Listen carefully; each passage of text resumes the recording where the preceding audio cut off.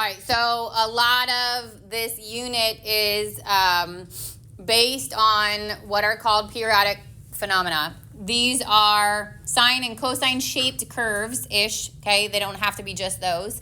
And in the beginning, we're going to talk about characteristics of them, and then we're eventually going to get into how to overlap that with your unit circle, which hopefully we remember from last year. Obviously, we'll review it, but to talk about how to find specific values, sine and cosine values, and then eventually tangent values. And then we'll also get into graphing the curves and then applying it to like real world applications. So that's kind of like the first big chunk of, I'm splitting 3 into 2 parts, 3A and 3B. A will go up to unit 3-7, and that's where your first test will be, 3-1 to 3-7. But quiz on Friday is 3-1 to 3-5. 3-1 to 3-3, sorry. So what does it mean to be periodic or cyclical? Okay, this is a relationship that repeats.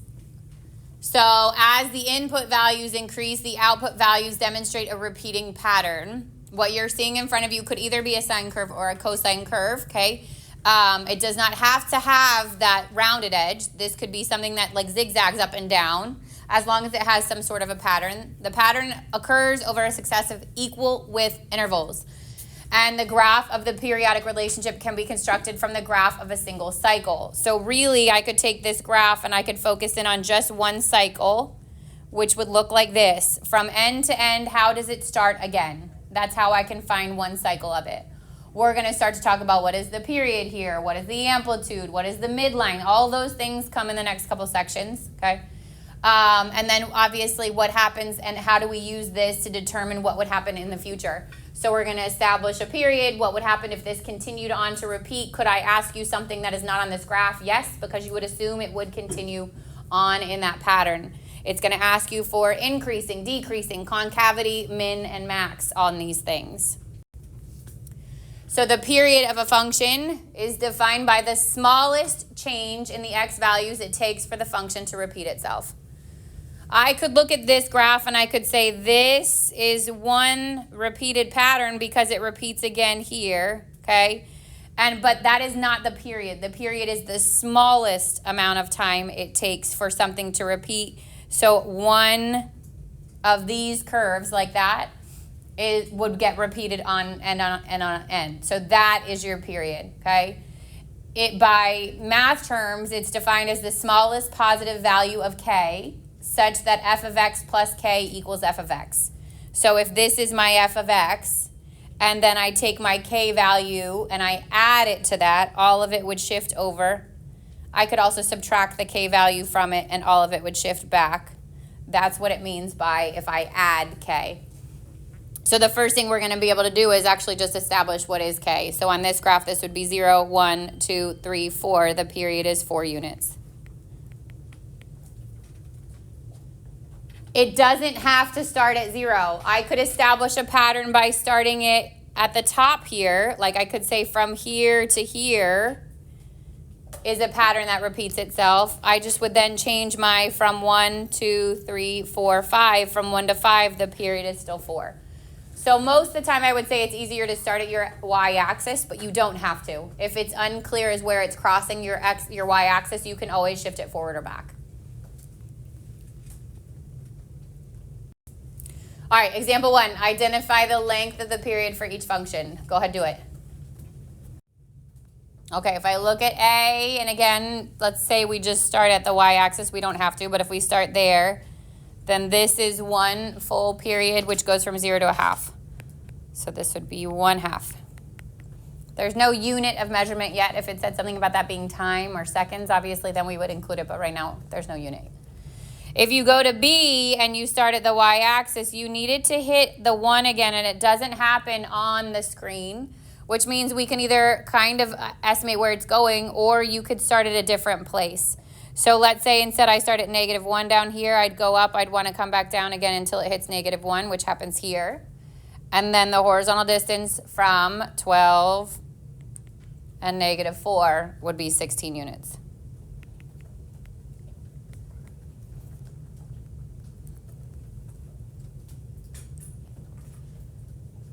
Questions so far?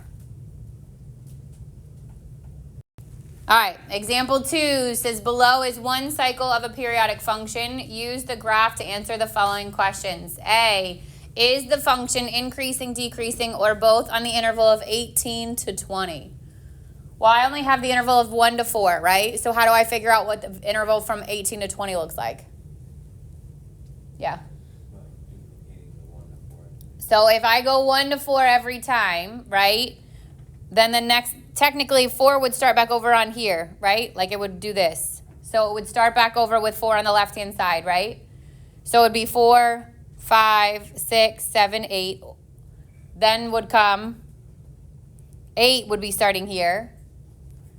And then it'd be 9, 10, 11, and 12. So what's happening to the numbers on the left? What is 1, 4, or sorry, 0, then 4, then 8. What do you think is going to come next? 12, then 16, then 20, okay? So if I need 18 to 20, then I can have 16, 17, 18, 19, 20. I'm looking for this part of my interval here. Wait for it. There. So you have to establish your pattern. The last number is going to become the first number because it repeats.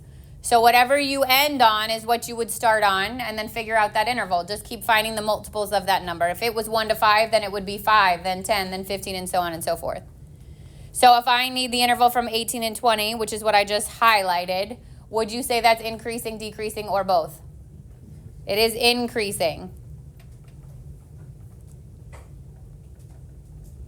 B says, is the function concave up, concave down, or both on the interval of 31 to 33? So I need to keep going. What's my multiple in between 31 and, or that would include 31 to 33 on a multiple of 4? 28 would be. So it'd be 28, then 29, then 30, then 31, then 32, then 33 would come off to the right. So what happens at 32 is this comes back down. So if you need to draw it out, you can. Just remember that it follows that pattern.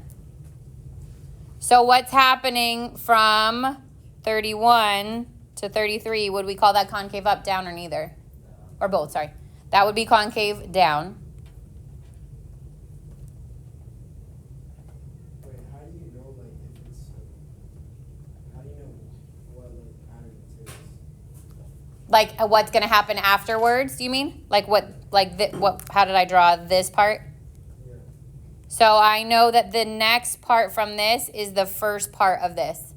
Oh my gosh, there's such a delay. Sorry. Next part says what happens at 82? What's going to start that interval? What multiple of 4 would start that? 80 is going to be in between. What's a multiple of 4? That would be before 82. And what would be after 82? 76. Go one more. 80. Does 4 go into 80? Yeah? Yeah? Yes. We agree? Yeah. Okay. So 80, 81, 82, 83, 84. I'm looking at 82. So what happens to my graph at 82? It's down here, which would be a minimum.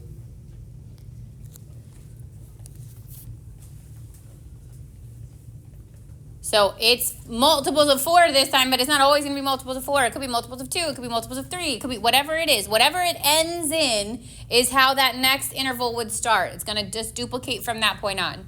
So whatever value it ends in, you're going to put at the front and keep finding your multiples based on that.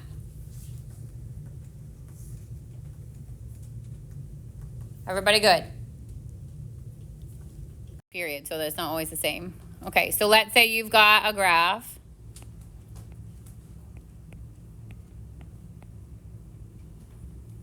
And your shape, it doesn't have to be rounded too. It could be something like this. It could be something that goes down, up, like that. It could be any kind of cyclic pattern.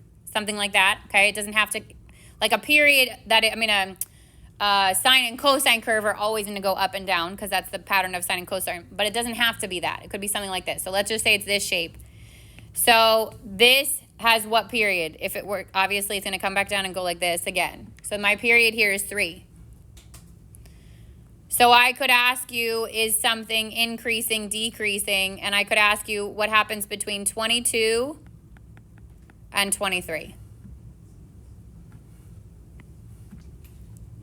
So if I end at 3, I would start the next period at 3, which means this would be 3 over here. And then it would, because 3 is here, right? So coming up to 3 goes like this, but coming down from 3 does this, which is the same as this. So the left side of where you end, right? The left side, what's coming into it, right, has whatever it's got. The shape it's got is coming up in this case, right? What's going to happen after is how it started. Does that make sense? Because it's just going to keep repeating. So if it was 3, then what's my next? 4, 5, 6. Then it would be 9. Then it would be 12. And I could keep going like this, but really if I want 22 to 23, what's the multiple of 3 that is smaller than 22? 21. Yeah, times 7. Yeah, 21. And then, so this would be 21, 22, 23, 24. So now if I pick 22 to 23, it's going up and coming back down. So this is a scenario in which it would be both. Like if it says, is it increasing, decreasing, or both? It would be both on that pattern. If it said, is it concave up or concave down, this would be concave down. That's when it has that little thing. Looks like it goes down like a frown, right? Yeah. And if it said a max or min, it's going to give you 1 point. It's not going to give you an interval. So it would give you, like, let's say the max or min at 23, and 23 has a relative min. Does that make sense? What if I said 35? What happens at x equals 35? What's a multiple of 3 that's less than 35? 33. It would be 33. So this would be 33, 34, and 35. So I'm looking at that point there, and that is a relative min.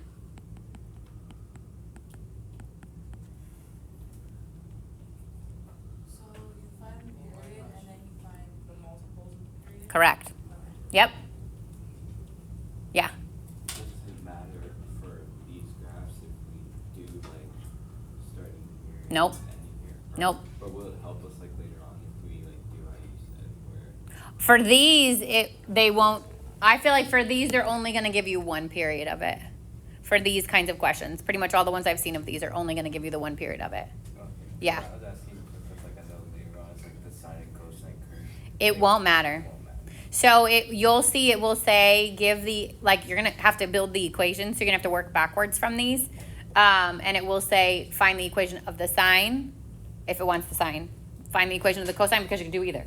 Of the cosine. Or it will just say which of the following could be an equation, and it might be both.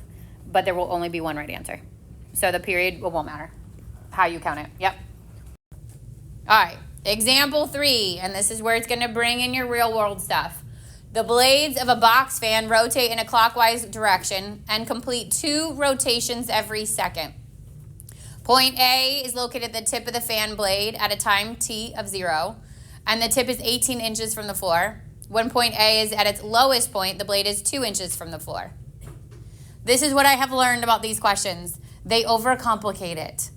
They will give you so much information in that body. Don't start to try to draw things out the first time you read it. Read it through once. Don't touch nothing. Read it through once. Then look at your picture. And then go back and compare, okay? They will give you full on 10 sentences about a sine curve, and then it will actually give you the sine curve. Like, there's so much information in there that you need, obviously, but then there's so much more that is like extra that will just confuse you, okay? So what it's saying is that my fan blade is going around this twice. So at the highest point, it says it's 18 inches off the ground, and at the lowest point, it's 2 inches off the ground. So the peak The highest point is 18, which means what's the y values on P and R? 18. It's the highest it goes. The lowest it goes is 2 inches from the floor, which means what's the y value on Q? 2. Now you got to worry about your x values, and your x values are time. What's the very first x value? What does it say? 0. Then it says how long does it take for one full cycle? I'm sorry, for 2 rotations or 1 cycle. 2 rotations of your fan is 1 cycle. And how long does it take? 1 second. So from here to here is 1 second. Well, actually, from here to here, it does 2 rotations. That's 1 second. So that would be 118 there. Look at the bottom. It gives you the x value there. It's 0.25. So our very first one was 0, 0.25. What would be the next interval? 0.5. This would be at 0.75 if it wanted it. This would be at 1. Now, 1 period of this function is actually only 0.5, right? Because it goes up here, it comes down, it goes back up again. So it is not saying the cycle on what they're talking about of the 2 rotations would be different from the actual period of this function. The period of the function would be 0.5. But it's telling you that for the fan to go around twice, that's why it's hitting the top twice after the initial point, okay? That's all you have to do to establish those points. There's always going to be a max. There's always going to be a min. Question so far? So it might ask you something like, after 4 seconds, how high is the fan blade off the ground? That's where you could establish a pattern, okay? That's how you might see some application on these kinds of questions. All right, example 4. The graph of function f is given in the xy plane. Which of the following functions has the same period as f? All right, so what did you find as the period for the initial one? 4, right? From here to here, my period is 4, okay? Now, if I look at each one, which one has the period of 4? Say it again. B. B goes from 0 back up again, or it goes from 0, 4, down, back up again in a period of 4. So B is the only one that matches. Questions on anything we talked about today? Yeah. Okay, so on your to-do list, I made it due Wednesday just in case we struggled to find it. Hopefully we all know where these are. But if you're one of those people that needed to correct an answer because it was wrong, you have until Wednesday to get this submitted. It literally just says review question collection, and there's a link to a Google Drive folder there. When you click on that Google Drive folder, you're gonna see the other individual folders, whether it's unit, Wait, how do we check the grade for that? if you go back to your semester 1 course, it will be under concluded, but it's there. Oh. So when you click in there, you'll see 1A, 1B, 1A, 1B, and then 2A, 2B, 2C. It's going to make me log in again. And you're putting them into the appropriate file. And again, make sure they're named with the unit, okay? So in the name of it should be the unit A, 1A, whatever it is, and then, or your name and then the unit, yeah.